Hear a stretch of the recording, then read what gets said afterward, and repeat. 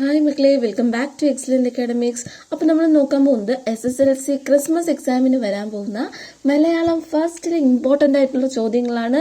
ഇതെന്തായാലും നിങ്ങളുടെ പരീക്ഷ പേപ്പറിൽ ഉണ്ടാവും മക്കളെ. അപ്പോൾ നിങ്ങളിത് മിസ്സാക്കാണ്ട് കാണുക. നമുക്ക് നേരെ വീഡിയോയിലേക്ക് പോവാം.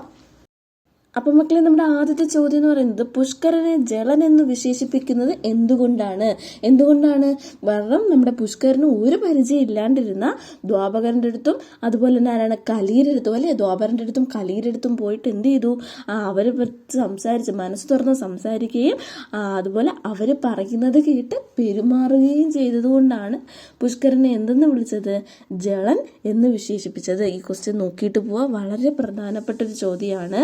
നമ്മുടെ ക്രിസ്മസ് എക്സാമിന് നമുക്കത് എക്സ്പെക്ട് ചെയ്യാൻ പറ്റും മക്കളെ. അടുത്ത ഈ പാഠത്തിൽ നമുക്ക് എന്തായാലും വരും എന്ന് പറയാൻ പറ്റുന്ന മറ്റൊരു ചോദ്യമാണ്, നളന് വേറെ കർമ്മം നമുക്ക് കർമ്മം വേറെ എന്ന് പുഷ്കരൻ പറയുന്നതിലൂടെ പുഷ്കരന്റെ മനോഭാവം എന്താണ്, നളനോടുള്ള മനോഭാവം എന്താണ് എന്ന് വിശദീകരിക്കുക. 4 മാർക്കിന്റെ ചോദ്യം വരാൻ ചാൻസ് ഉണ്ട്.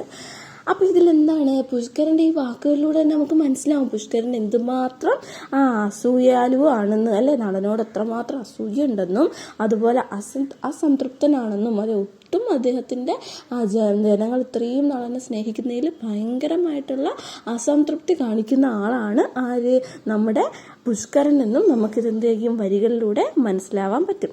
വീഡിയോ ഒന്ന് പോസ് ചെയ്തിട്ട് ഒരു എഴുതിയേക്കുന്നത് വായിച്ചു നോക്കുക. അപ്പം നിങ്ങൾക്ക് എന്തായാലും മനസ്സിലാവും.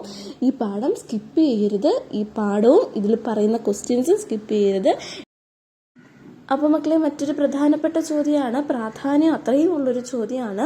പ്രലോഭനം എന്ന പാഠഭാഗത്തെ ആസ്പദമാക്കി പുഷ്കരൻ എന്ന കഥാപാത്രത്തിന്റെ സവിശേഷതകൾ വിലയിരുത്തുക അല്ലേ.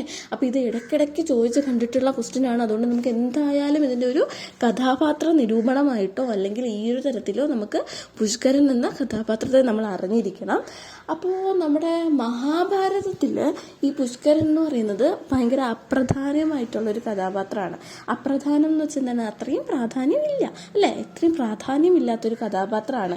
എന്നാൽ ഈ ഒരു പുഷ്കരനെ നമ്മുടെ ഉണ്ണായി വാര്യര് പ്രലോഭനം എന്ന പാഠഭാഗത്തിലേക്ക് കൊണ്ടുവന്നപ്പോൾ പ്രലോഭനത്തിലേക്ക് കൊണ്ടുവന്ന സമയത്ത് എന്ത് സംഭവിച്ചു, അതിന് ഒരു പ്രതിനായകന്റെ രൂപം കൊടുത്തു അല്ലേ.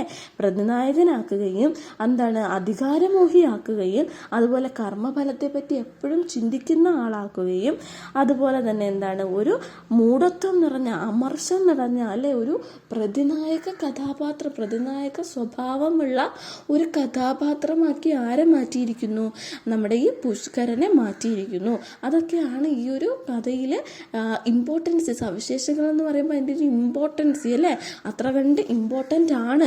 മഹാഭാരതത്തിൽ അല്ലെങ്കിലും നമ്മുടെ ഉണ്ണായി വാര്യരുടെ പ്രലോഭനത്തിൽ എന്താണ് അത്രയും കണ്ട് ഇമ്പോർട്ടൻ്റ് ആണ്. ഇതൊരു 4 മാർക്കിൻ്റെ ചോദ്യമാണ് മക്കളെ. അപ്പോൾ എന്തായാലും കുറച്ചുകൂടെയൊക്കെ നിങ്ങളൊരു ഫസ്റ്റ് ഇൻട്രൊഡക്ഷൻ എന്ന് പറയുന്ന സാധനം സ്ട്രോങ് ആക്കുക.